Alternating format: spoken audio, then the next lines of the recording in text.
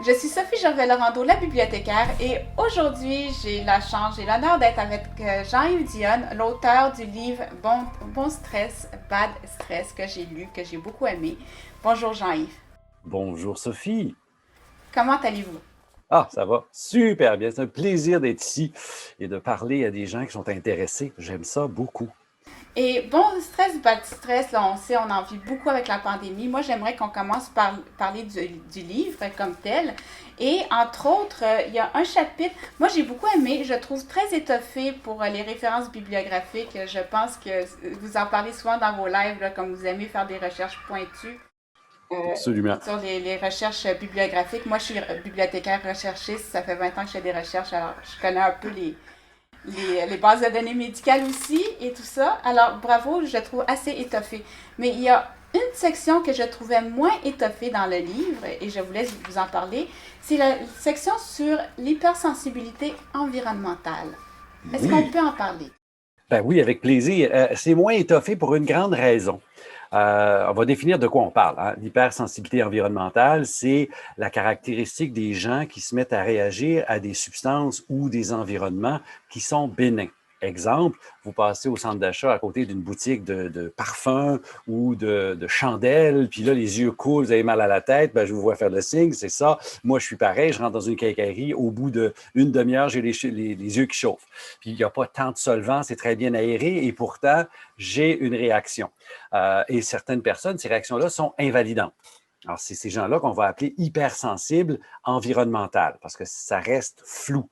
Euh, et c'est reconnu par le Canada, mais aussi par plusieurs pays, comme une réalité médicale et un handicap.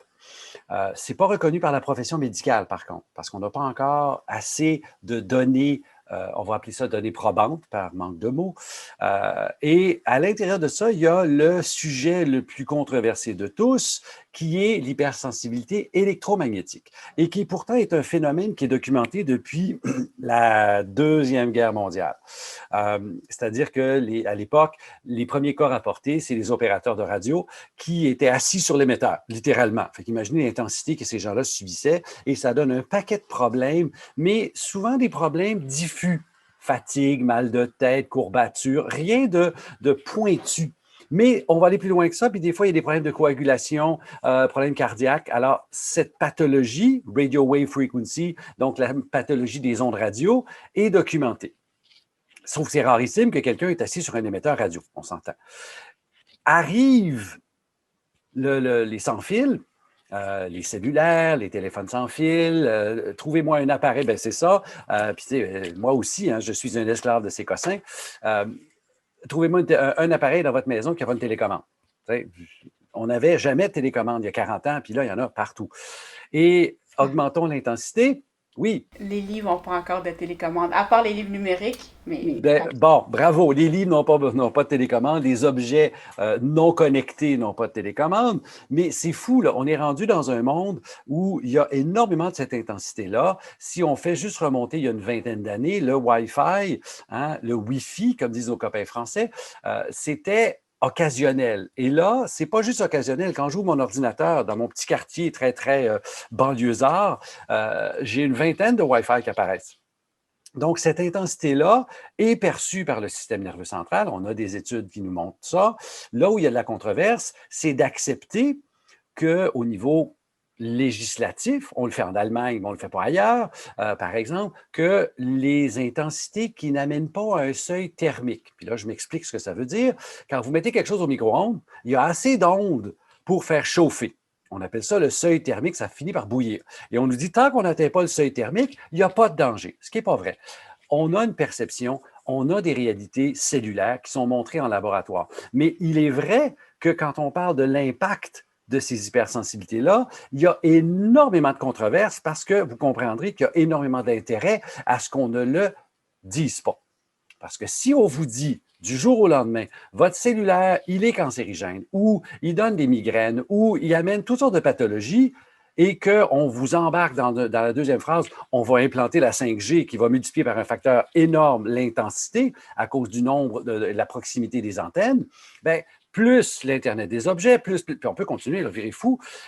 Et donc, on tombe dans un monde controversé où il y a des gens qui souffrent, qui n'ont pas de moyens. Il y a des professionnels de la santé, des chercheurs qui cherchent pour comprendre et qui publient, mais c'est toujours des petites études. Et il y a des immenses intérêts commerciaux qui ne veulent pas qu'on en parle. Alors, on est dans un monde où la preuve est très difficile à faire avec des données probantes, avec des guillemets en or massif, là, pour convaincre tout le monde. On est vraiment là. C'est pour ça que ce chapitre-là est moins bien étoffé que les autres. Et juste deux petites informations. Moi, j'invite les gens, dès qu'il est question d'un livre sur un sujet médical comme celui-ci, toujours consulter son médecin, jamais faire d'autodiagnostic, c'est très important. Même si c'est un sujet récent qui peut aborder encore du côté médical, essayez de ne pas faire d'autodiagnostic. Et aussi, là, vous parliez d'électromagnétisme, mais j'entendais beaucoup dernièrement avec la COVID, tout ce que ça amène, les Zooms. Entre autres, là, on fait un Zoom, mais les heures qu'on passe en ligne sur Zoom. Absolument. Le temps d'écran, un peu comme récemment, ce qui n'est pas dans le livre, mais on a déterminé que le temps assis est un facteur de risque de maladie. Et on ne parle pas juste de sédentarité, là. Vraiment, le fait d'être assis, c'est pour ça qu'il y a tout cet engouement pour les bureaux qui lèvent, les gens qui marchent en travaillant, là. Et on s'est d'ailleurs parlé du nombre de pas qu'on fait par jour avant le microphone. Ça fait partie de cet ensemble de faits-là. Mais la COVID nous a amené, avec le confinement, avec tout ce qui vient avec, à une accélération du monde du web. Certains experts parlent de 10 ans en avance, en quelques mois, où on a vraiment le coup. Mais on n'est pas prêt à ça. Moi, le premier, depuis que j'ai vendu ma pharmacie il y a une vingtaine d'années, je travaille essentiellement à l'ordinateur. Mais j'avais quand même des activités comme des conférences, des trucs où je n'étais pas assis devant mon ordinateur. Bien, maintenant, les conférences, les entrevues se font plus en studio, se font ensemble comme ça, chacun assis chez soi. Alors, cette notion-là, on peut parler de la sédentarité que ça augmente, on peut parler de l'effet visuel. Les écrans sont plus fatigants pour les yeux que le papier. Je suis un fan des papiers, donc les livres, papier, pour moi, c'est... je lis beaucoup à l'ordinateur, mais ça ne remplace pas le plaisir d'un livre. Hein? On s'entend. C'est ça. Ben, regardez derrière moi aussi. Hein? C'est mon bureau. C'est un peu bordélique. Il y a des affaires partout, mais il y a des livres. Les 3 gros livres blancs en haut, c'est des dictionnaires de musique. Alors, on s'ouvre l'esprit avec des livres, mais l'écran nous amène une fatigue visuelle. Ça, c'est très, très bien documenté. Le temps d'écran porte un autre syndrome maintenant. Et donc, avec tout ce qu'on fait maintenant, les Zooms, tout ce que vous voudrez de médias sociaux, ben on rapetisse notre bulle chez soi en l'ouvrant sur le monde. C'est un peu paradoxal. Puis ça m'amène des problèmes. Puis j'en parle d'ailleurs. La lumière bleue émise par les écrans cellulaires, ordinateurs, radio-réveil, tout ce qui est bleuté affecte mon système, réduit ma mélatonine et donc ma qualité de sommeil. Puis d'ailleurs, ce matin, j'entendais à Radio-Can un reportage sur, oui, l'insomnie, la qualité du sommeil, l'insomnie augmente, les heures de sommeil diminuent, justement parce qu'il nous manque quelque chose dans ce monde, confiné dans sa petite bulle. Et là, je voulais qu'on revienne sur un point que vous avez dit. Vous disiez que vous avez travaillé en pharmacie. Là, on va sortir un peu du livre. J'aimerais que vous me racontiez un peu votre parcours. Qu'est-ce qui vous a amené à quitter la pharmacie? Ça, c'est une bonne question. En fait, le parcours commence avant, ça fait, j'ai quelques années, n'est-ce pas? Il commence avant l'arrivée de la pharmacie, où je m'intéresse déjà aux plantes médicinales, à l'horticulture. J'étais dans ce monde-là, j'étais adolescent. Je suis un des fondateurs du Cercle horticole de Sainte-Foy à l'époque. On est dans les années 70 et j'ai 15 ans. Je suis avec un paquet de têtes blanches, c'est très drôle, c'est vieille madame, tu sais, grand-mère qui font de l'horticulture, puis tu as le petit kid qui arrive là, puis on est sur le CA ensemble. C'est très particulier. Et tout ça m'amène, je fais ma pharmacie, je fais toutes sortes de diplômes autres, approche corporelle et autre chose. Et toujours, j'ai cette question qui est fondamentale pour moi. L'individu devant moi a un problème, ou c'est moi, hein, j'ai un problème, et dans mon coffre à outils de la pharmacie, j'ai des réponses extraordinaires, mais je n'ai pas toutes les réponses. J'ai jamais toutes les réponses. Et j'ai surtout pas dans ma formation, puis c'est encore pire maintenant, la question pourquoi.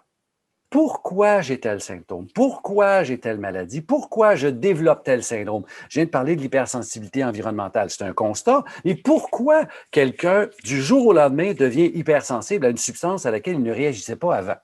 C'est rendu tellement vrai, pour revenir sur ce sujet-là, qu'il y a plusieurs chorales qui interdisent les parfums. Il faut le faire. Parce qu'en chorale, la personne à côté de toi, bon, pas aujourd'hui, là, mais avant puis après, ça va revenir, ou tu chantes avec quelqu'un, tu mets toute ton âme, puis là, il y a ces odeurs-là qui t'agressent, et sérieusement, je l'ai vu, parce que j'ai fait de la chorale, des gens s'effondrer littéralement, s'évanouir durant une pratique de chorale. Et la seule et unique raison, c'est le parfum de la dame à côté ou de l'homme à côté. Alors, il y a donc une réalité qui change dans le temps. Et ça, c'est mon moteur. J'ai été propriétaire d'une pharmacie, j'ai vendu ma pharmacie pour plusieurs raisons. J'ai commencé à travailler comme consultant, entre autres pour l'industrie des produits naturels. Puis l'anecdote est simple, on est en 96, je suis à ma pharmacie, puis j'ai un représentant qui vient me parler des produits, puis qui me pose des questions, puis je réponds. Et là, il fait, mais comment ça se fait que tu sais ça? Bien, parce que je bouquine depuis des années, puis j'ai fait des cours dans plein de techniques pour comprendre. Et lui m'a mis en relation avec le bureau chef et je suis devenu consultant pour cette industrie-là pour la bonne et simple raison que ce représentant-là, comme plusieurs autres, avait des questions qui venaient soit de lui, soit des clients et le bureau chef n'avait pas les réponses. Fait qu'ils m'ont engagé et c'est là que j'ai commencé à faire de l'enseignement, de la formation, etc. Et donc, c'est le moteur qui a poussé vers le développement du reste. Parce que si on me pose une question puis je ne sais pas qu'est-ce que je fais, je fouille. Hein? Alors, je cherche le livre et les résultats d'années de recherche. Et donc, en 2000, je vends ma pharmacie et je fais le pari que je vais vivre comme consultant. Et là, ben, le mot consultant s'est élargi au sens où j'ai eu un blog, j'ai été consultant pour des groupes de professionnels, des nutritionnistes, des pharmaciens, des médecins, des thérapeutes de toutes sortes. J'ai donné des formations, des conférences, des fois commanditées, des fois pas commanditées, mais ma façon de travailler fait que si tu m'engages comme conférencier ou comme consultant, dis-moi pas quoi faire. Alors, si tu as des produits à vendre, compte pas sur moi. Moi, je vais parler de la science des ingrédients. S'il y a des convaincantes, je vais être convaincant. S'il n'est pas convaincante, je ne serai pas convaincant. C'est aussi bête que ça. Et ça m'a amené à recommencer à faire de la consultation privée, parce que je fais un contre un, encore là, en ligne. J'ai mon petit bureau ici, mais pour l'instant, je l'ai barricadé. Quand on sera prêt, je réouvrirai, mais ma consultation, c'est vraiment le cumul de la pharmacie. Je suis toujours pharmacien, je fais de la formation continue, j'ai mon droit de pratique, mettez ce que vous voulez. Je travaille dans un GMF, hein, quelques petites heures, je ne fais plus d'officine, excusez-moi, et tout ce qu'on pourrait qualifier de naturopathie. Depuis les outils autres, l'alimentation, la gestion du stress, les produits naturels, mais avec la question du pourquoi et ce qu'on appelle de nos jours la santé intégrative. Alors, c'est un peu en quelques phrases mon cheminement depuis je sors de l'école comme pharmacien, puis j'ai des insatisfactions, puis je réponds à mes insatisfactions pour mieux répondre aux patients puis à moi-même. Bravo. C'est rare comme parcours. C'est original. Ouais, c'est assez rare comme parcours, oui. Est-ce qu'il y en a d'autres pharmaciens à votre connaissance qui ont réagi comme ça? Ah, il y en a plus qu'on pense. Il y a beaucoup, beaucoup de pharmaciens et pharmaciennes, puis je spécifie pharmaciennes parce qu'il y a plus de pharmaciennes que de pharmaciens, qui ont un parcours un peu différent, qui vont glaner ailleurs parce qu'ils ont la même insatisfaction que moi. J'ai des outils extraordinairement puissants, mais ils ne répondent pas à tous les besoins de mes patients. D'ailleurs, on a toujours le syndrome d'imposteur. On n'a jamais toutes les réponses, puis on en veut plus, puis on est toujours en train de chercher. Mais en même temps, mon client, mon patient au bord du comptoir ou dans mon bureau a des attentes, a des besoins, puis souvent, ce n'est pas la pilule qui va répondre à tout son questionnement. À titre d'exemple, nombre de patients, vous avez parlé tout à l'heure de ne pas s'auto-diagnostiquer. Dr Google est très présent dans notre société. J'ai un problème, je m'en vais sur Dr Google et je cherche et j'ai le cancer. Tu sais, je vais mourir demain matin. Le corps médical au complet a horreur de ça. Mes confrères, consoeurs ont horreur. Moi, j'adore ça pour une raison. Pas parce que je suis d'accord avec la crise de panique qui arrive au bout de la recherche, parce que quand j'ai un client qui vient me voir, qui a fait sa démarche de recherche, puis qui a pris des informations, puis qui a utilisé son intelligence, puis qui arrive à un cul-de-sac, bien moi, tout ce que j'ai à faire, c'est réorienter. Parce que la job d'expliquer, il en a fait une grande partie. Il a trouvé telle affaire, ça se peut-tu, ça se peut pas, ou non, ça, là, ça marche pas parce que telle affaire. Ah oui, ça, tu as raison, parce que. Et là, pour moi, les trois quarts de la job est faite. Mais pour le corps médical qui se fait, puis je dis corps médical, parler, peu importe la profession, là, mes confrères pharmaciens embarquent là-dedans, quand ils se font remettre en question une décision sur une recherche par quelqu'un qui est fondamentalement incompétent, entre guillemets, c'est choquant. Mais en même temps, si ça m'oblige à faire une démarche pour valider ma proposition thérapeutique, ben, je trouve que c'est pertinent. C'est un peu ça, le livre. C'est un peu ça ce que je fais quand je publie, quand je fais des lives sur Facebook. Tu sais, sur Franchement Santé, on peut me suivre, c'est facile. J'en fais 2 par semaine, des fois 3, parce que j'arrive avec mes programmes. Là, celui que je veux faire incessamment, c'est sur l'acné, qui n'est pas du tout le sujet du livre. Mais je dis depuis des années qu'il y a un lien alimentaire. J'ai eu des papiers, des preuves. Et là, on arrive plus loin que ça. Il y a une revue systématique, donc des chercheurs qui ont combiné des études des autres pour en tirer des conclusions nouvelles qui vont dans le sens de oui, il y a un lien alimentaire et voici lequel. Alors, c'est ça que je fais. Par rapport à l'acné, on parlait beaucoup avant d'acné rosacée. Maintenant, est-ce qu'on divise acné et rosacée ou c'est encore acné rosacée? L'acné rosacée, c'est une indication. L'acné, c'est une autre chose. On parle de rosacée, puis on va garder souvent le mot acné rosacée parce qu'il y a fabrication de pustules et de points rouges et de boutons, finalement, qui ne sont pas vraiment de l'acné au sens propre. C'est une pathologie inflammatoire complètement différente, mais qui a des liens alimentaires aussi. Il y a souvent présence d'un parasite, entre autres, dans le follicule pileux, qu'on ne retrouve pas dans l'acné ordinaire. Bon, ça, c'est un autre dossier. Ça fait toujours frémir quand on entend parler de choses comme ça, parasites et compagnie, mais le corps est plein de parasites en soi. Et il y a des bonnes bactéries, il y en a des mauvaises. Exact. On dit de nous que nous sommes des vaisseaux spatiaux à bactéries et que historiquement, les bactéries nous ont créés. Parce qu'ils sont beaucoup, beaucoup plus vieilles que nous. Hein? Les bactéries auraient créé les polycellulaires, puis ont habité ces vaisseaux-là. Et nous sommes en symbiose avec le microbiote. Hein? C'est le nouveau terme à la mode. C'est toutes les bactéries qui me peuplent au niveau intestinal, au niveau cutané, tous les orifices, il y a des bactéries. Et même le sang n'est pas stérile. Hein? Il y a des bactéries qui cohabitent là. Donc, c'est beaucoup plus complexe, cette interaction-là. Ça fait partie de la vie et on est obligé de changer encore là, le paradigme depuis bactéries égale infection égale danger à il y a des bactéries qui me nourrissent et qui sont nécessaires à la vie. Puis au travers de cette écologie-là, il y a des petits méchants qui apparaissent. Et pourquoi ils apparaissent? Encore là, ma même question. Pourquoi ma salmonelle que j'ai mangée dans mon poulet ou dans ma mayonnaise me fait réagir et j'ai une infection, une intoxication alimentaire quand mon voisin mange la même chose que moi et n'a pas de réaction? Ben là, c'est l'équilibre. Et c'est là les questions qu'on se pose quand on parle de microbiote, qui est le nouveau mot pour ne pas parler de flore intestinale parce que ce n'est pas un jardin et ça ne sent pas bon. Hein? Donc, la microbiote ou microbiome, même affaire. Microbiote, biotique, bibite. Microbiome, génome, gène. Donc, les gènes de tout ça, c'est la même affaire, mais juste regarder différent. Et ça, dans le livre, il y en est quand même un peu question. On travaille différents sujets, mais il y en est question de l'alimentation, du stress par l'alimentation. Quels aliments sont à éviter pour le stress? Pour le stress, puis tu sais, le titre, je parle de briser le cercle infernal parce que j'inclus aussi l'anxiété là-dedans.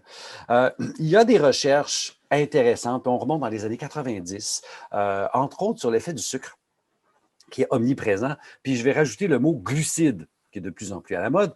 Donc, tout ce qui est farine blanche, tout ce qui est blanc, tout ce qui est blanchi, qui est, pour mon corps, ça goûte pas sucré, mais c'est du sucre pareil, a un impact sur mon yo-yo du sucre dans le sang, la glycémie qui monte et qui descend.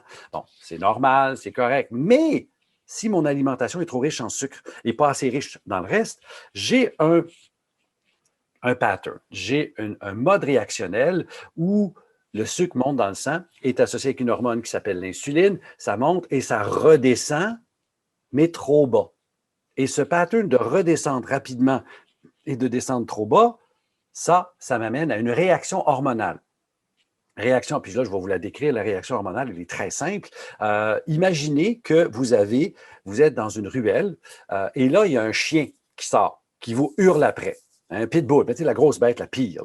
Là. Et là, qu'est-ce qui se passe? Votre corps réagit. Sécrétion d'adrénaline, première hormone de stress. Vous avez des palpitations, vous transpirez, vous avez le cerveau super allumé, vous êtes en hypervigilance, vous avez du sang qui va dans les muscles, vous êtes prêt à combattre, mais vous pouvez aussi figer pour la même réactivité. Vous avez une réduction du sang dans le système digestif, ce n'est pas le temps de digérer, c'est le temps de courir. Maintenant, vous êtes dans un endroit qui est calme, autour de 11 heures le matin, l'heure est importante, et là, vous avez la même réaction. Vous vous mettez à palpiter, hyperventiler, il y a de l'hypervigilance, vous avez les muscles qui gèlent, vous avez mal au ventre. Si vous ne savez pas d'où ça vient, ça s'appelle une crise d'angoisse ou une crise de panique. Parce que le chien, il n'est pas là. Mais l'explication, c'est mes hormones dues à ma digestion. J'ai mangé trop de sucre, j'ai ma pointe de glycémie, pointe d'insuline, ça redescend, ça descend trop bas. La réaction provoque une sécrétion des mêmes hormones de stress, donc adrénaline et cortisol, et j'ai les mêmes sensations que si j'avais le pitbull qui me hurlait après. Et ça, c'est très peu connu. Alors, je ne suis pas celui qui va dire la raison psychologique d'avoir un trouble anxieux est fausse. Non, elle est vraie, mais elle est aggravée parce qu'on mange mal. Et ça, c'est un lien que très peu de gens, puis j'ai des psychiatres que je cite là-dedans, Dr. Georgia Eadie, entre autres, qui m'a permis d'utiliser un des graphiques qui vient de ses recherches.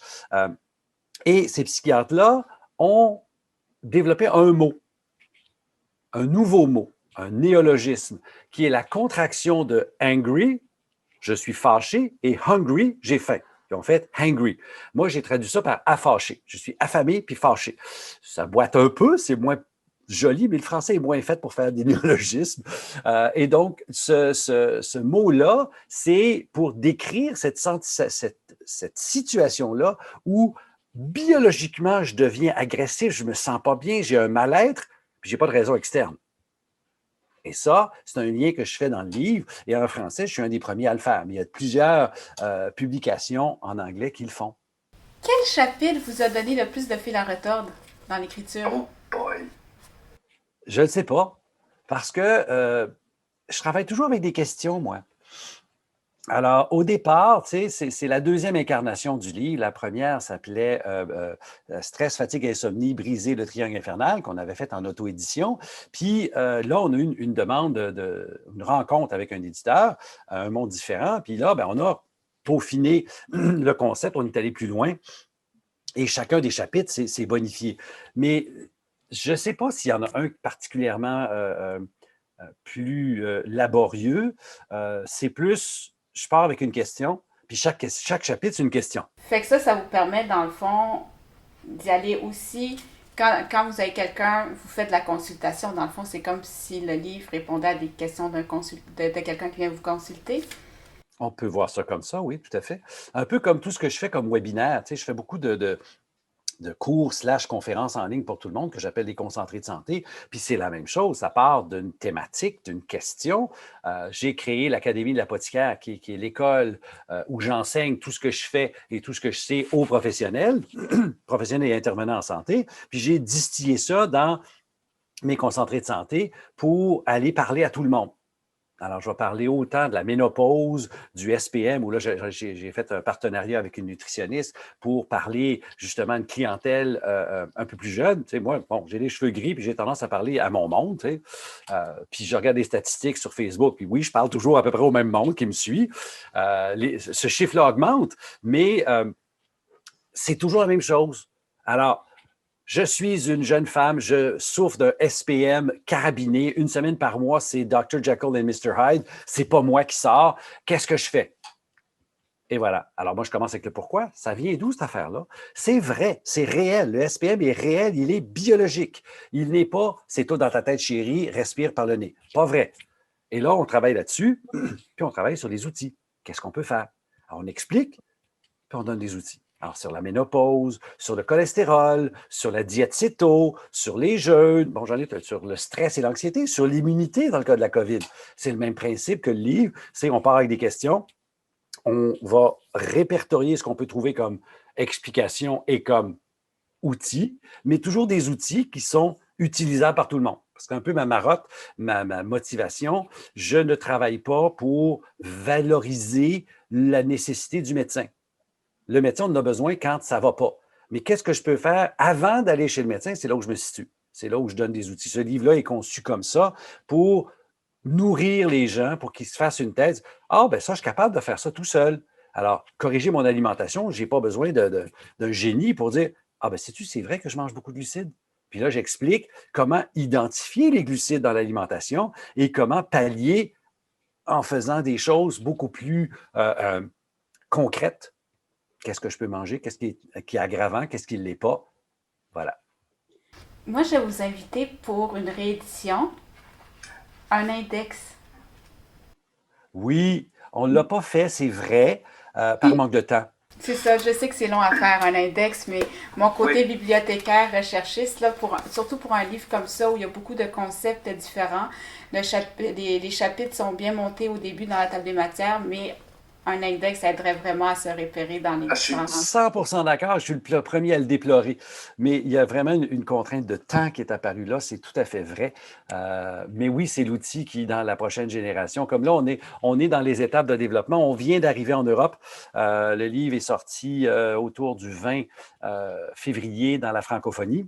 Fait que, yeah, on applaudit, on est très content. Et là, ben, une fois qu'on sera rendu, quand on parlera d'une seconde édition, parce que c'est un livre qui est basé sur une science qui évolue, donc c'est clair qu'un jour, on fera une deuxième édition. Le commentaire est retenu. Parfait. Et j'aimerais qu'on parle en terminant encore, on en a parlé un peu pendant la discussion, mais la COVID et tout le stress que ça peut amener. Si on peut conclure avec des trucs pour éviter l'insomnie, l'angoisse, on ne peut plus marcher après 8 heures après le couvre-feu, qu'est-ce qu'on peut faire? Bon, écoute, il y a plusieurs aspects à ça. Bon, il y a toutes sortes de techniques qui sont enseignées pour gérer le stress. Depuis des techniques de respiration, je parle entre autres dans le livre de la cohérence cardiaque. Je vous donne même une appli à aller chercher qui s'appelle Respirelax, qui est gratuite sur le web avec la petite bulle qui monte. C'est très intéressant. Ça, c'est le fun. Alors, tout ce qui s'appelle gestion du stress qui me permet de retrouver le zen. Les émotions montent, j'apprends à respirer, j'apprends à connecter, puis j'explique justement pourquoi la respiration abdominale me ramène dans le calme, parce que c'est connecté au système parasympathique. Bon, c'est des affaires que j'explique, mais c'est le calme. Hein? Abdominal calme, quand ça monte en haut, c'est l'énergie du combat. Mais ceci étant dit, les respirations, c'est la première chose. La deuxième chose, trouver une façon de faire sortir le méchant. Alors, une activité qui vous fait plaisir, qui vous force à respirer profondément et qui vous donne chaud. Ça s'appelle une activité physique. Je me contrefous laquelle. Il faut, le premier critère, c'est que ça soit plaisant, que j'ai le goût de le faire. Le deuxième critère, c'est que ça donne chaud, puis ça force la respiration.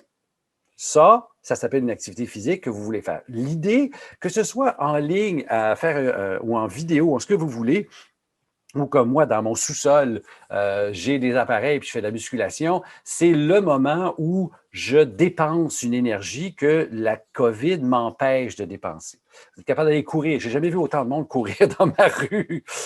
Si vous êtes capable, si vous avez un problème physique, vous ne pouvez pas courir, courez pas. Là, mais une activité qui nous fait plaisir et qui nous permet de sortir le méchant, faire sortir la vapeur. Ça peut être écouter des trucs d'humour. Je parle du rire dans le livre comme dérivatif. Et c'est bien connu que le rire augmente les capacités anti-inflammatoires du corps, améliore l'immunité, puis c'est banal, rire. Alors, j'explique ça. Alors, respirer, bouger.